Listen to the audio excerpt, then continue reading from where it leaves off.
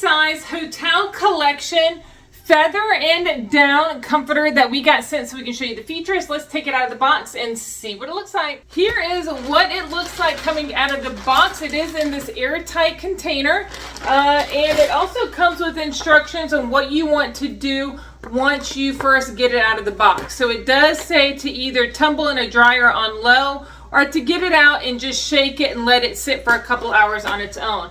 We're going to put it in the dryer on low, then take it out and let you see what it looks like then. Let me go put it in the dryer and I will come right back. All right, I just took it out of the dryer. For reference, I put it in there 20 minutes on low, and look how fluffy it got. It is huge. Oh my goodness, as you can see, it does have like the quilted sections with the feathers inside. There is some nice silver piping on the edges there. This is so freaking warm. I don't know if you can see all the different sections. They are filled greatly with some feathers and down. This is so warm and so fluffy. We would highly recommend.